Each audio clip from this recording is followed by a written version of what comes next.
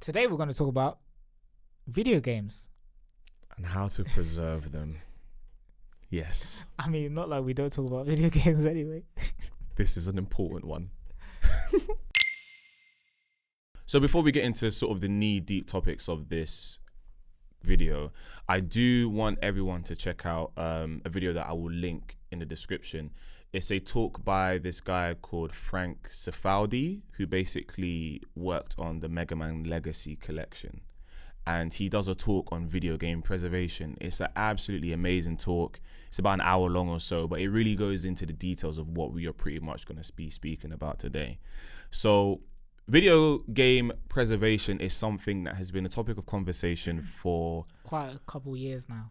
A long time, especially ever since gaming companies started taking things in the direction of doing remasters, but also going into more AAA titles and more. And also just like the heads kind of streamlining their, I want to say business. Yes.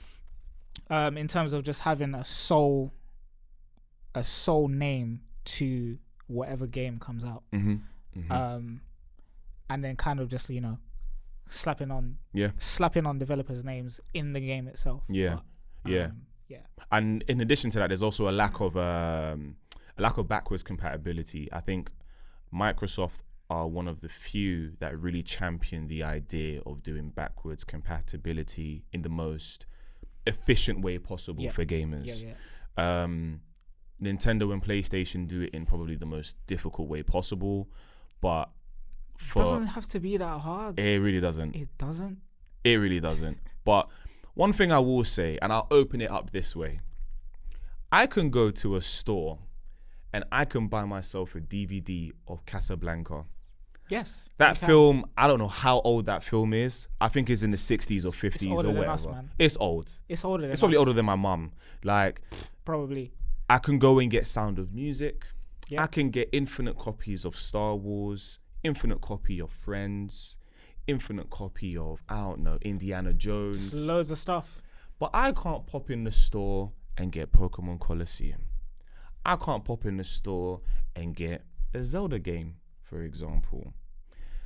Gaming companies, Dead Space, that's another one. Gaming companies have made it very difficult to preserve the legacy of old school games, which has made it infinitely difficult to buy them. And on top of that, it's old school games that have essentially built your company. Like, yes. Let's look at 1989 in video games on Wikipedia. This is their list of what they consider notable games, the editors of Wikipedia. I would argue for several more than this, but this is fine. This is a good starting point. It's just a quick exercise. Great stuff on here, right? There's 16 of them. So those are all of them. How many can you buy right now? Think about 5 of them. That's a respectable, 30% or something? How many of these can you buy in more than one place? Oh, that's interesting. That theme just keeps coming up. Okay, but how does that actually compare to film? All right, here are the top grossing films of '89. We don't know the top grossing games of '89 because our industry is shit at tracking sales. Sorry if you're young. But these are the top 10 grossing films of '89, period. How many of those can you get right now? Oh, you can get all of them right now. But how many of them can you get cross-device, cross-platform? Oh, you can get all of them, cross-device, cross-platform. Every one of these, you can rent an SD, you can rent an HD, you can buy an SD, you can buy an HD, with the exception of Little Mermaid. You can't rent Little Mermaid. All of them are on Blu-ray except for Look Who's Talking. I'm sorry if you're a huge fan of Look Who's Talking. But these movies have always been in print, and games could have been the same way, except that we demonized emulation, and by demonizing emulation instead of embracing it, we've devalued our heritage. The journeys that I have had trying to buy Pokemon games off eBay have literally put blood in my eyes, blood. Money machine. Just even buying Pokemon Black 2, you're looking on eBay, you're looking at close to £100 because you're bidding against other people. The reselling game ain't no joke, man. It's a joke, and people who want to experience that nostalgia, it's very hard for them to experience that because of how scarce it is to play those games again. That's why people lead to emulators. That's why people lead to piracy. Just straight piracy, man. Like Dolphin emulator. They don't even get started. You can play Wii, Switch, and Wii U and GameCube games on that emulator. Yep. Like, people are now resulting in ways that companies don't want people to go down, but you're not giving them the accessibility to access the games. It's like what you want me to do? Do you know what I'm saying?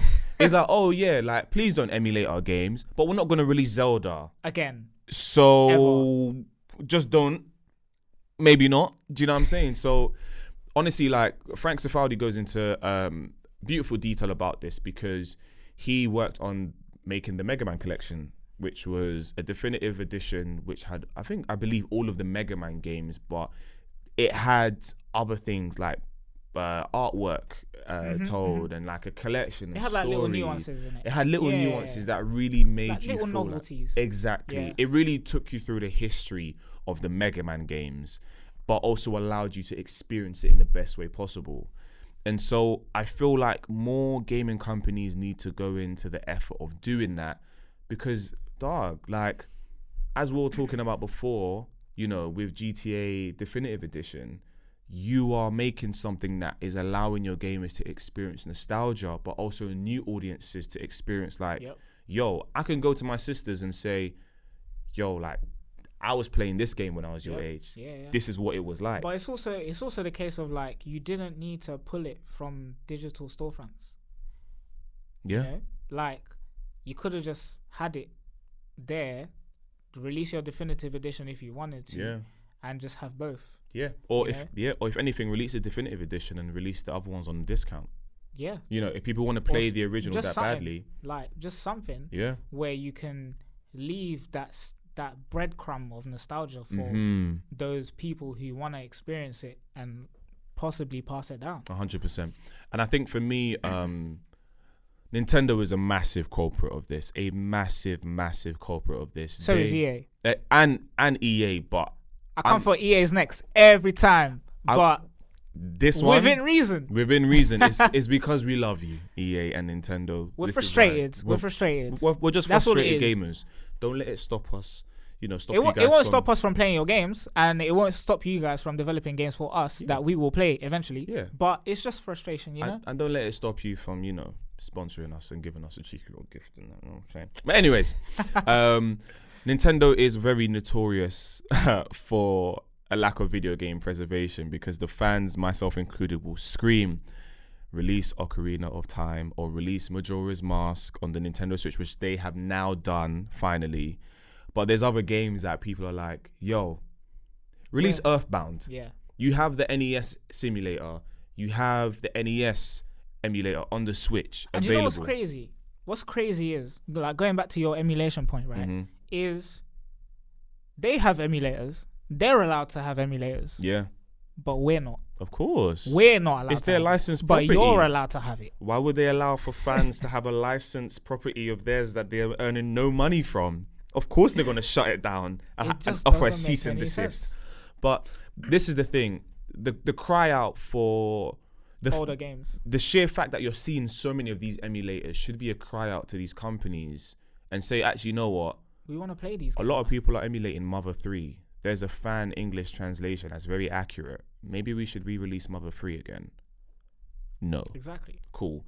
A lot of people are saying, yo, they want a couple GameCube games on the Switch, but they result into emulation. Maybe we should do something about that. But no. And this is the thing, is there is such massive business opportunity, in my opinion, for the emulation industry. Like, but it has to be done in the right way. Oh, of course. Because, and the reason why I say this is because in reference to Nintendo again, what they had done was they released a Mario like 3D Deluxe Edition, which basically had Super Mario Sunshine, Super Mario 64, and Mario Galaxy. Yep. But the way they went about doing that was not in the right way at all. It wasn't it, Chief. It was not it. It wasn't the original versions that came out on the systems. The way it was presented was very lackluster. Janky. It was janky. There were so many little things. And also, it was on the store for a limited amount of time. They said, get it while you can, get it while it's hot. Like, I refused to buy that, and rightfully so, because of just first, like, Coming like hot bread. People are now reselling it for ridiculous amounts of money, but also at the same time, is that you play it and it's like, it's not even the game. Like. It's not even the game, blood. So, quite frankly, the reason why I say video game preservation is so important is for this very reason. It has to be done in the right way. And the reason why I say the Mega Man collection is so well done is because they do it in such a way that makes so much sense.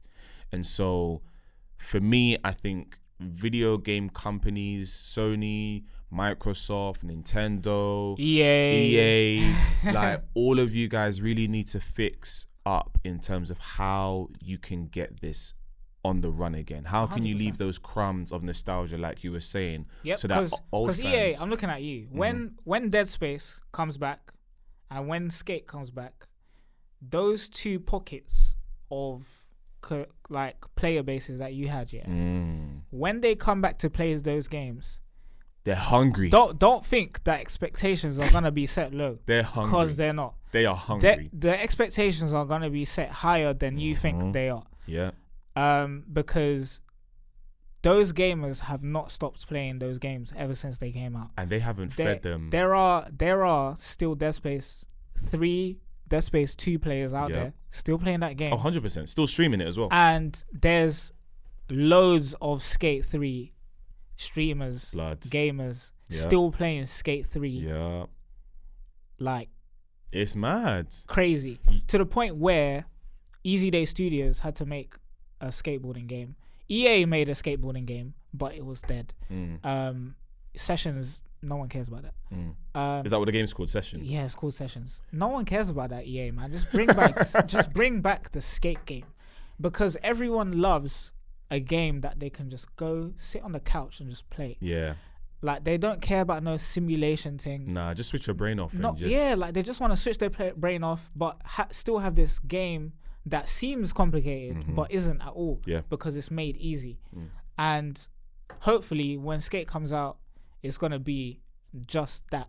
Yeah. You know, just that, like, nostalgic game that everyone wanted for a long time. And same with Dead Space. And this is the thing, like, this isn't FIFA or Madden where you have the same generic fan bases. These are people that you haven't fed. You've left them in a cage with no food. Famine. They are starving. The moment they see sunlight, they are chasing you.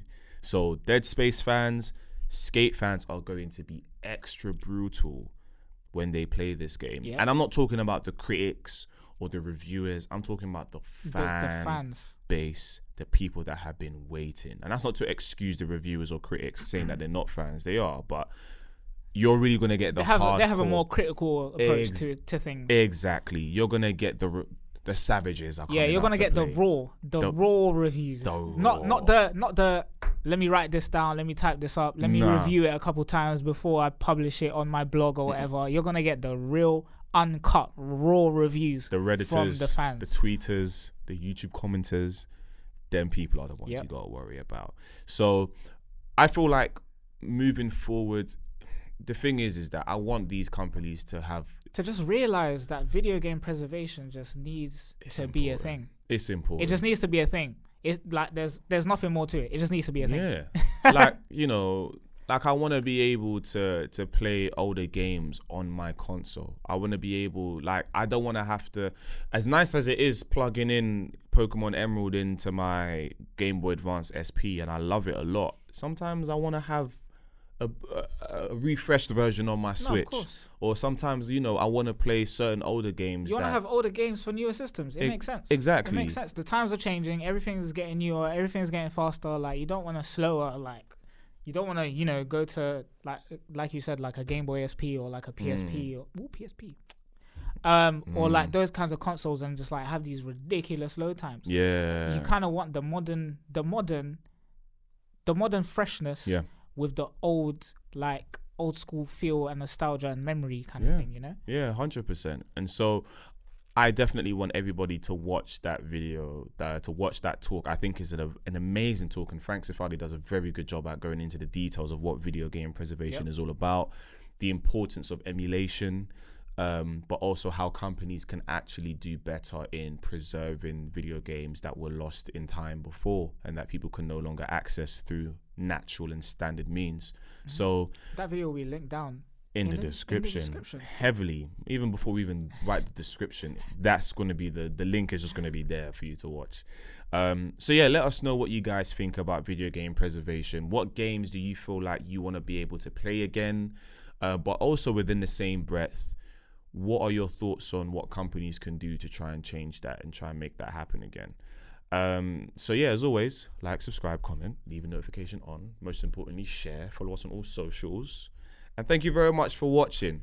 Well, obviously in the midst of getting our groove and just continuously trying to be consistent and drive a nice, intimate fan base. So we've got a lot more content coming up and different Not content fan ideas. base, Archie. Not fan base. Community. Community. Because you're not fans, you're part of the community. That's it. We love you guys as much as you love us. 100%. We're here for you guys as much as you guys are here for us. 100%. We want to talk to you guys as much as you guys want to talk to us. Yeah, engage with us. And we're just all here for one purpose, which is to just game happily. That's it, man. Game happily. I think we'll leave it at that. Thank you very much for watching. My name is Archie. My name is Yuri.